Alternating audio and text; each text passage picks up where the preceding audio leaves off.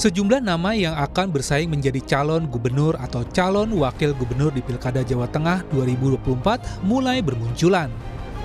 Mayoritas nama-nama tersebut belum pernah berkontestasi di Pilgub Jawa Tengah. Di antaranya ada nama mantan Wali Kota Semarang, sekaligus Kepala Lembaga Kebijakan Pengadaan Barang atau Jasa Pemerintahan atau LKPP Hendar Prihadi. Hendar Prihadi mengambil formulir pendaftaran sebagai bakal calon gubernur Jawa Tengah dari PDI Perjuangan. Saya mewakili beliau mengambil formulir pendaftaran, tapi arahannya kami baru diminta untuk mewakilkan mengambil formulir aja, jadi terkait pengembalian dan seterusnya kami belum ada arahan. Sebagai gubernur ya. Bupati Klaten Sri Mulyani juga turut meramaikan bursa Pilgub Jawa Tengah.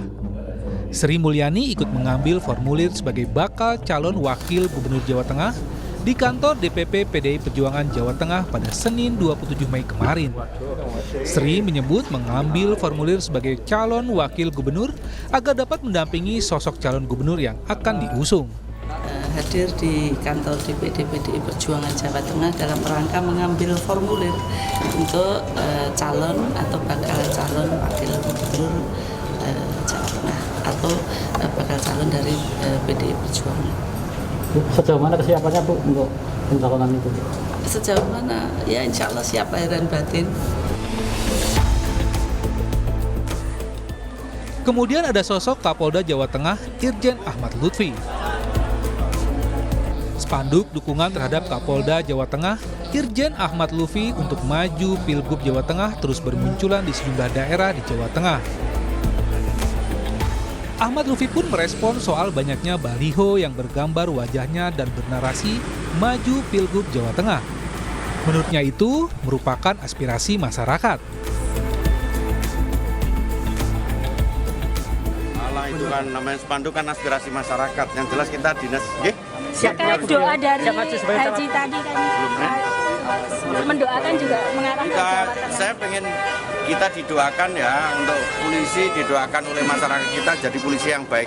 Kalau masyarakatnya doakan polisi baik, masyarakat baik. Selain nama-nama tersebut masih ada nama Bupati Kendal Diko Ganindito, Ketua DPP Gerindra Sudaryono. Diko disebut-sebut akan berpasangan dengan Raffi Ahmad untuk Pilgub Jawa Tengah. Sementara Sudaryono mulai belusukan ke permukiman warga untuk mencari dukungan. Sudaryono mengaku telah mendapat mandat langsung dari Ketua Umum Gerindra Prabowo Subianto. Lalu seperti apa peluang para debut tersebut di Pilkada Jawa Tengah? Tim Liputan, Kompas TV.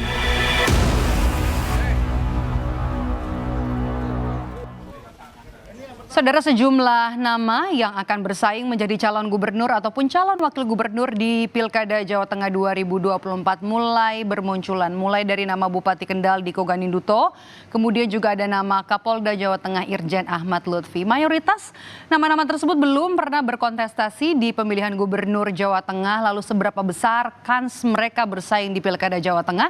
Kita akan bahas bersama dengan Direktur Parameter Politik Indonesia, ada Mas Adi Praitno. Halo, selamat sore Mas Adi.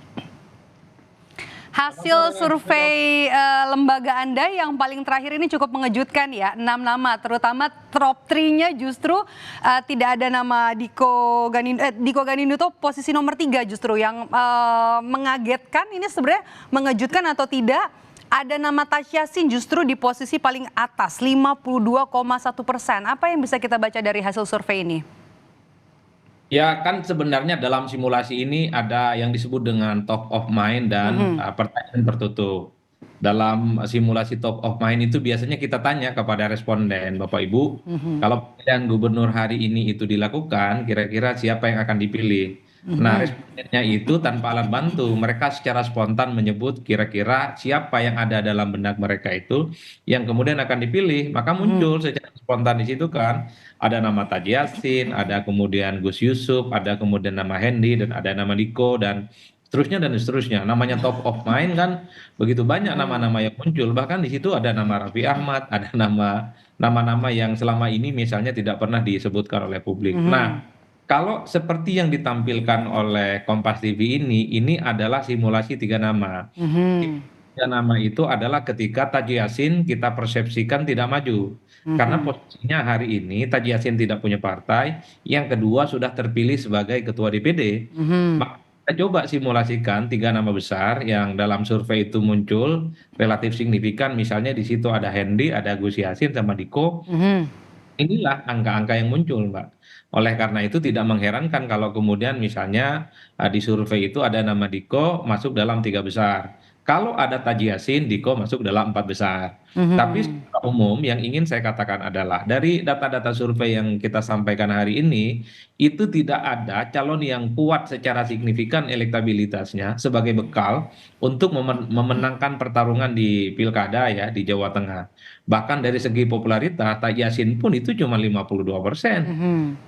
Kemudian Hendy misalnya itu baru sebatas 40%, Diko 38% dan seterusnya. Padahal secara psikologi politik kalau mau bertarung dalam pilgub misalnya popularitasnya minimal 75%. Itu yang saya sebut pertarungan di Jawa Tengah menarik karena petahana. Pada level elektabilitas saya kira angka-angkanya juga tidak ada yang terlampau signifikan. Kalau menyertakan ada Gus Yassin, maka ada nama empat besar ya menurut saya. Ada Gus Yassin, kemudian ada Gus Yusuf, ada Hendy, dan ada nama Diko. Itu empat nama. Kalau Gus Yassinnya dihilangkan dengan asumsi misalnya tidak maju karena lebih memilih sebagai senator, terpilih sebagai DPD di 2024, yang masuk jadi tiga besar itu adalah ya Gus Yusuf, kemudian Hendy, dan Diko. Tapi Mbak, selisih elektabilitas tiga calon itu tidak terlampau jauh. Itu masih dalam rentan margin of error. Artinya apa? Tidak bisa disebut siapa yang unggul dan siapa yang kalah. Karena batas selisihnya itu dalam rentang margin of error yang sebenarnya dalam realitasnya satu sama yang lain itu saling imbang. Oleh karena itu dalam survei tadi kita sebutkan, Pilkada Jawa Tengah mungkin menjadi salah satu provinsi yang dengan jumlah penduduk terbanyak ya. Jawa Timur dan Jawa Barat yang menarik. Pertama, tidak ada petahana, calon-calon yang muncul itu tidak ada yang menjulang secara signifikan. Makanya nama-nama seperti Gus Yassin, Gus Yusuf, ada Hendy, kemudian ada Diko, ada kemudian Kapolda ya Ahmad Lutfi, di situ ada Jekek, di situ juga ada Sudaryono dan seterusnya. Level elektabilitasnya tidak ada terlampau yang mencolok. Tapi kalau kita ranking misalnya empat besar, tiga besar sudah mulai mengerucut. Empat besar itu ada Taji Yasin, kemudian Gus Yusuf, ada Hendy, ada Diko. Kalau kemudian Gus Yassinnya dihilangkan, maka ada tiga nama besar. Di situ ada Gus Yusuf, ada kemudian Hendy, dan ada nama Diko. Saya menduga Diko ini variabelnya dua ya. Pertama, karena dia adalah salah satu pemimpin yang dinilai muda, pendatang baru, dan yang paling penting Mbak, ketika survei yang kita lakukan beberapa hari yang lalu, itu saat ramai orang bicara Diko duet dengan Raffi Ahmad. Sepertinya efek Raffi Ahmad lah yang kemudian menderek secara Diko. popularitas dan elektabilitas Diko. Inilah yang kemudian kita tinggal uji ke depan. Apakah ketika Raffi Ahmad dikaitkan dengan maju Jakarta, apakah nama Diko akan tetap signifikan atau tidak? Tergantung kerja-kerja politik pada akhirnya. Karena nama Raffi juga diseret ya dengan nama Budi Jiwandono di Pilkada Jakarta. Tapi ini juga menarik karena berebut suara di Pilgub Jawa Tengah di kandangnya Banteng, sementara kader dari PDI Perjuangan tidak ada yang kuat begitu ya. Ya kalau ini menarik untuk jadi rebutan justru Mas Adi. betul, kalau di survei saya sebenarnya kader-kader PDIP itu banyak ya. Mereka dapat surplus. Di situ ada Hendy, bahkan di situ muncul Jekek gitu ya. Ada muncul nama Bambang Pacul justru. Ini kan nama-nama kader PDIP yang saya kira memang selama ini dikenal oleh publik, tapi memang elektabilitasnya tidak terlampau kuat secara signifikan. Bahkan kalau kita melihat angka per hari ini ya Gus Yassin paling kuat, disusul sama Gus Yusuf, Hendy, baru Diko. Itu artinya apa? Ini tentu akan menjadi pertarungan betul bagi PDIP yang selama ini dianggap sebagai markasnya Banteng di Jawa Tengah. Oleh karena itu, pemilihan calon yang akan diusung, kerja-kerja politik akan menjadi pertarungan yang sesungguhnya. Ini yang akan kita lihat di tanggal 27 November ketika pilkada itu dilakukan. Artinya apa? Kalau melihat figur-figur yang muncul per hari ini, Mbak, semua partai politik harus kerja keras. Kalau Gus Yusuf, kemudian Hendi, kemudian Diko bisa maju, termasuk Ahmad Lutfi, Kapolda Jawa Tengah, kalau dapat tiket untuk maju, maka semuanya harus sprint dalam melakukan kerja-kerja politiknya. Per hari ini popularitasnya itu belum ada yang mencapai angka psikologis. Per hari ini elektabilitasnya pun belum ada yang unggul mutlak dan belum ada yang kalah secara signifikan satu sama yang lain. Itu artinya apa? Dalam rentang 6 bulan ke depan, tokoh-tokoh yang muncul dalam survei, terutama yang masuk dalam 5 besar, Harus ini dipoles betul-betul. potensial. Iya, masih potensial saling mengalahkan dan saling mengungguli. Beda misalnya dengan Jawa Barat, di situ ada nama besar Ridwan Kamil. Ada Ridwan Kamil petahana. nggak ada lawan. Jadi siapapun lawan Ridwan Kamil per hari ini bisa diprediksi Ridwan Kamil lah pemenangnya. Begitu di Jawa Timur nggak ada lawan yang sebanding dengan Hovifah. Siapapun lawan Hovifah maka sangat mungkin Hovifah lah yang menang. Begitupun di Jakarta ada Anies yang punya nama kuat. Tapi kalau bicara tentang Jawa Tengah per hari ini saya pun tidak bisa berani untuk memvonis kira-kira siapa yang akan unggul dan siapa yang akan menang. Oke, kita bahas peluang kalau begitu. Ada nama muda, termasuk juga nama mereka yang belum pernah berkontestasi di Pilkada Jawa Tengah, para debutan. Ini ada Ahmad Lutfi, kemudian juga yang muda ada Bupati Kendal Diko Ganinduto yang ramai diperbincangan karena muncul juga bersama dengan Raffi Ahmad. Seperti apa peluangnya nanti? Yang pertama tentu soal variabel elit. Apapun punya Pilgub itu salah satu keputusan strategisnya adalah apakah akan ada partai yang akan mengusung atau gabungan partai politik yang siap mengusung untuk maju sebagai gubernur dan wakil gubernur. Itu variabel kunci. Percuma punya popularitas dan elektabilitas signifikan kalau tak punya tiket. Ini yang menjadi problem banyak di daerah. Ada orang hebat, ada orang top, popularitas elektabilitasnya hampir nyentuh langit ketujuh, tapi nggak ada tiket. Nggak bisa maju. Yang kedua, dari segi variabel personal ketokohan, nama-nama yang disebutkan oleh Maidov tadi, seperti Diko, Ahmad Lutfi, ini potensial, Mbak. Ini kan kampanye politiknya belum masif dilakukan, belum ada atribut-atribut yang secara agresif misalnya tersebar di berbagai tempat. Bahwa sudah mulai muncul ada baliho, ada spanduk, ada kalender, ada billboard, ya, tapi belum masif. Itu artinya apa? Ketika per hari ini nama-nama debutan baru ini muncul dalam survei, ini kan adalah modal awal, ini modal sosial, di mana tokoh-tokoh debutan ini ke depan, kalau kerja politiknya, stamina politiknya dirawat, maka mereka akan terus menjadi spotlight yang akan dikaitkan dengan soal kemungkinan mereka terus bertanding dan kemungkinan akan menang. Inilah yang saya sebut bagaimana kerja-kerja politik dan sosialisasi politik terus akan dilakukan.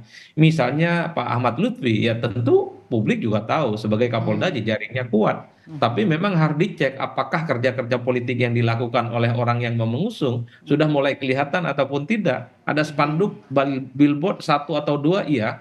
Tapi apakah sudah menyebar ke seluruh kabupaten dan kota? Itu kan juga bagian dari kerja-kerja politik. Begitupun dengan Diko misalnya. Diko ya kalau dilihat aksentuasinya kan sudah lama dikenal oleh publik ya. Sekalipun hanya sebatas Bupati Kendal, tapi kan kiprahnya sebagai duta UMKM misalnya sudah mulai. Billboardnya ada di mana-mana. Apalagi ditambah terus muncul dengan Raffi Ahmad. Ini kan faedah elektoralnya ada Raffi, secara perlahan Diko pun juga muncul. Tantangan Diko tentu setelah Raffi Ahmad dikaitkan dengan Jakarta. Bisa tidak Diko ini akan terus kuat, terus establish, stamina politiknya akan dia ingat oleh warga Jawa Tengah sebagai orang yang potensial maju. Begitu dengan Hendi. Apapun Hendi ini adalah kader PDIP ya, yang menurut saya punya basis yang cukup kuat. Kan tinggal dikonversi, apakah basis merah PDIP selama ini akan tegak lurus, kuat untuk memenangkan Hendi, atau justru akan terbalap oleh yang lainnya. Nah, termasuk Gus Yusuf sebagai ketua DPD PKB Jawa Tengah, ya saya kira bisa mengkapitalisasi resource-nya sebagai tokoh NU kan. Inilah yang saya sebutkan bagaimana sangat tergantung kerja politik dan dukungan partai. Tanpa itu semua, siapapun sulit bagi saya untuk bisa memenangkan pertarungan. Dalam pilkada itu kan rezimnya one man one vote, bukan lagi partai yang dilihat, tapi siapa sosok yang punya penetrasi yang cukup kuat. Contohnya Gus Yacin, tidak punya partai misalnya per hari ini, dianggap independen karena nyalonkan DPD, tapi elektabilitasnya paling bagus. Itu menunjukkan Gus Yassin ini melampaui kekuatan-kekuatan partai politik yang ada. 6 bulan masih cukup panjang, apapun bisa terjadi, popularitas dan elektabilitas di Jawa Tengah bisa saling mengalahkan dan bisa mengungguli satu sama yang lainnya. Itu Oke. catatan saya, Maido. Angkanya sebenarnya belum ada yang mentereng ya dari sisi psikologis. Tadi seperti Mas Adi katakan belum ada yang 75%, beda dengan pilkada di Jawa Barat, kemudian pilkada di Jawa Timur dan juga agak mirip-mirip sepertinya ya, belum ada nama yang kuat seperti pilkada Jakarta, termasuk juga ada nama selebritas yang dikait-kaitkan dengan nama yang kuat muncul nanti kalau misalnya memang jadi maju di pemilihan gubernur, layaknya juga di Jakarta, di Jawa Tengah ada Diko Ganinduto. Nah dari nama-nama ini sebenarnya ada Tash Yassin, kemudian juga ada Gus Yusuf, kemudian juga ada Mas Hendy, ada Bambang Pacul, ada Mas Diko dan juga Ahmad Lutfi. Sebenarnya PR-nya bakal seperti apa sih dalam waktu 6 bulan harus serta-merta dipoles sedemikian rupa agar elektabilitasnya langsung melejit? Haruskah juga dengan bantuan dari partai politik atau seperti apa catatan Anda, Mas Adi? Kalau per hari ini saya kira semua partai politik membiarkan seluruh kader internalnya untuk melakukan kerja-kerja politik. Hanya di PDIP itu kan banyak muncul, ada Jekek, ada Bambang Pacul, ada Hendy, tadi ada Sri Mulyani misalnya. Itu nanti disuruh bekerja oleh partainya secara personal tentu saja, tanpa bantuan partai. At the end of the day-nya, partai akan memutuskan kira-kira siapa yang paling layak untuk diusung dari PDIP. Begitupun di Golkar, Diko adalah salah satu yang menjulang, menonjol namanya. Kan saya juga yakin bahwa kader-kader Golkar yang lain sedang berusaha untuk melakukan kerja-kerja politik, meyakinkan Golkar untuk dapat tiket maju pilgub. Tapi saya juga yakin at the end of the day-nya, Golkar pasti akan memutuskan siapa yang akan maju tentu dengan kalkulasi siapa yang paling mentereng elektabilitasnya, Mbak. PKB per hari ini yang muncul namanya cuma Gus Yusuf. Begitupun dengan Taji Yassin ya per hari ini tidak punya partai. Dulu memang P3, tapi setelah dengan hari ini memilih DPD dan P3 misalnya nggak lolos ke parlemen, itu tentu juga menjadi variabel kunci di mana kerja-kerja politik para calon ini akan berpengaruh. Tapi overall per hari ini yang saya yakini setiap calon itu bekerja secara perseorangan. Mereka itu bekerja dengan tim suksesnya masing-masing, mereka itu bekerja dengan basis massa yang mereka konsolidasikan sudah lama.